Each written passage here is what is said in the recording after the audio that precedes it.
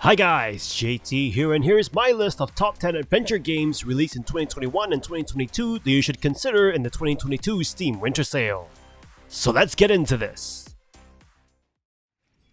At number 10 we have SCARLET NEXUS, a game that blends together action and JRPG.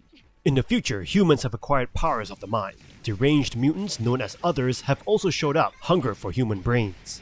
Only those who have exceptional psychokinesis powers are able to stop them. The Other Suppression Force, or OSF for short. You're part of the OSF, sent to stop the onslaught of others. This game features 2 separate campaigns that you can play through, with each campaign easily lasting 20 hours or so, with plenty of interesting characters, intertwining stories, and deep conspiracies. This game also features fast-paced, fluid, stylish combat that blends melee and psychokinesis that never gets old. Each of the 2 characters that you control has their own unique playstyles and skill trees, making both playthroughs fresh. So if you want to feel like a Jedi hurling objects with your mind and slicing your enemies into pieces, then you need to get SCARLET NEXUS, especially if you missed it in this year's Humble Bundle. At number 9 we have LEGO Star Wars: The Skywalker Saga, a LEGO game spanning across all 9 films of the ever-popular Star Wars film series. In essence, the Skywalker Saga still follows the basic formula of most LEGO games, but at a larger scale with plenty of main missions that will guide you through the story of the Star Wars films, an enormous amount of side quests, new galaxies to unlock and explore, a bazillion characters and things to collect, and a humor that really hits the mark. This time around, the camera is mostly positioned behind your character, and you can aim from a third-person perspective, allowing you to fire your blaster and hurl your lightsaber with vastly improved aiming. This game also features cooperative play, making it perfect for people who just want to play games together during the holidays. At number 8 we have Crash Bandicoot 4: It's About Time. If you're a kid from the 90s and you own a PlayStation, you will know who Crash Bandicoot is. 24 years later, the 4th game in the main Crash series is finally here, and is filled with classic Crash moves like jumping, ground slamming, and spin attacks that fans have come to know and love, while introducing a bunch of new moves like wall running, rope swinging, rail grinding, and the use of quantum masks to bend gravity or slow down time, all done within highly imaginative worlds. It is fun, challenging, and rewarding navigating through the different worlds. You'll also have access to new characters to play as, like Cortex and Tawna with movesets of their own. So if you like some challenging platforming with lovable characters, then look no further than Crash Bandicoot 4: It's About Time. At number 7 we have Kena: Bridge of Spirits, a platforming adventure game with Pixar-esque visuals. You play as Kena, a spirit guide who helps spirits who are unable to move on to the next life due to regrets and unfinished business. You're looking for a sacred mountain shrine, and you'll be helping spirits along the way, meeting likable characters and destroying various creatures.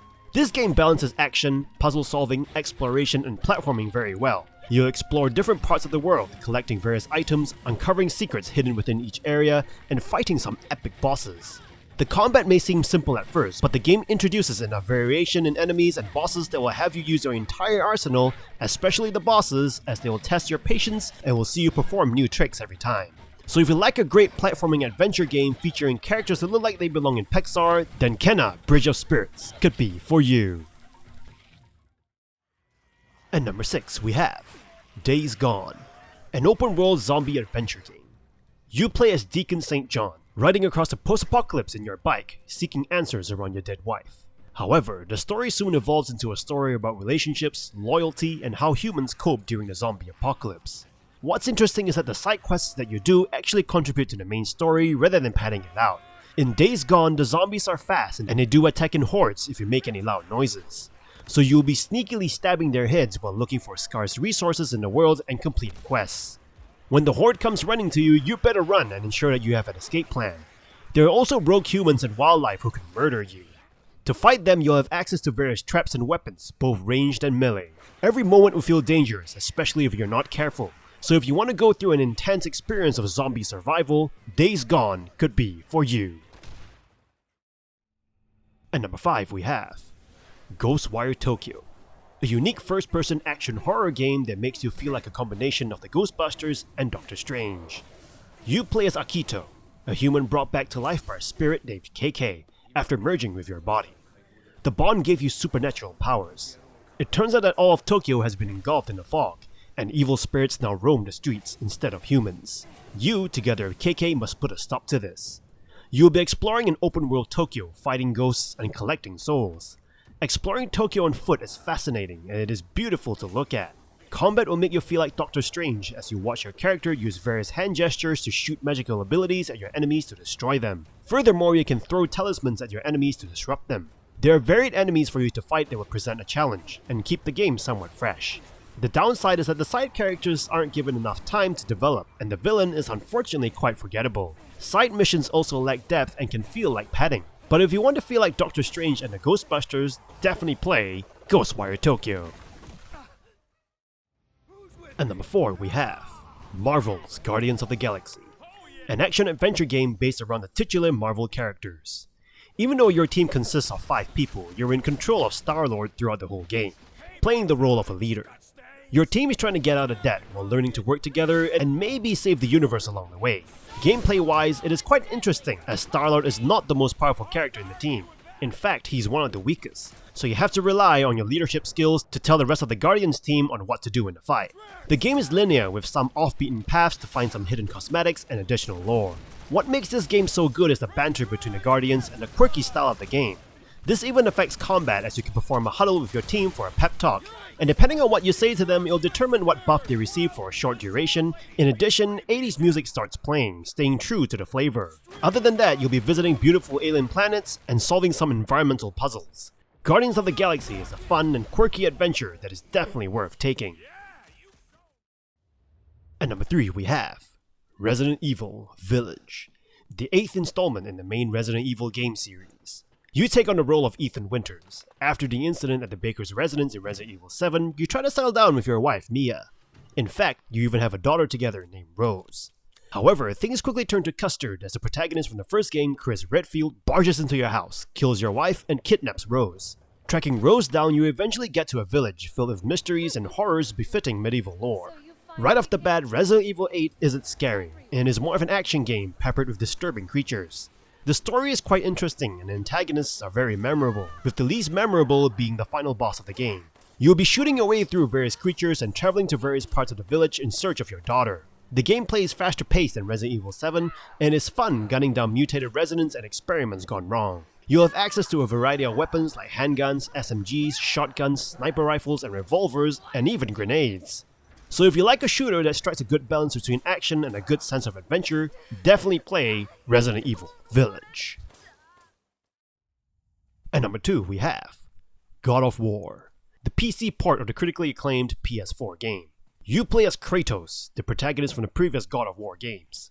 Faye, your wife and mother of Atreus, has died, and her last wish was to have her ashes scattered on the highest peak in all of the realms. This request begins a journey that forces you and Atreus to work together to face the dangerous Norse wilds filled with beasts, monsters, and Nordic gods. Kratos is still haunted by his past as the ghost of Sparta, and his relationship with Atreus takes central space in this game's story. There is more heart in this game compared to the previous 3 entries and is very well paced. Violence and combat are still present in this game, and it is satisfying as always, seeing Kratos beat various creatures, Valkyries, and gods to death with his bare hands. Combat gets more complex over time and chaining combos together is really satisfying. The game is quite linear but with some off-beaten paths that are worth exploring for new armor, new runes for your weapon, or even currency. Like previous God of War games, there are plenty of epic moments, memorable characters, and a rich lore befitting the series, and it is definitely a journey you need to take. And number 1 we have the winner of the Game of the Year at the Game Awards 2022, Elden Ring, an open-world Souls-like game that is basically Dark Souls but with an open world. The story of Elden Ring is quite vague like previous Dark Souls games. You play as the Tarnished and you are being guided by grace to brandish the power of the Elden Ring to become an Elden Lord in the lands between. What does all of that mean? Well, the vagueness is what makes From Software games so unique. You're then thrown into a highly imaginative open world that is free to be explored, filled with equally imaginative and nightmarish monstrosities that will kill you, and kill you they will, as you will die over and over again till you beat them, especially the bosses, as this is a difficult Souls-like game. But with enough perseverance and patience, you may just best each one of them. You can equip a variety of weapons and build your character however you want. Exploration is very satisfying as the game throws unexpected surprises at you when you explore its vast open world with new secrets, new enemies, new equipment, or even NPCs to talk to. There's even the PvP aspect, so you can murder other Tarnished in combat. Elden Ring is an amazing game that will see you coming back for more. The game is fair, and beating a boss or discovering a new area filled with mysteries are highly satisfying. No wonder Elden Ring is the winner of this year's Game Awards. Furthermore, From Software games have a bit of a hard cap on how much discount their games get, so this might be a best bet for a discount for a few years. Do you agree with this list?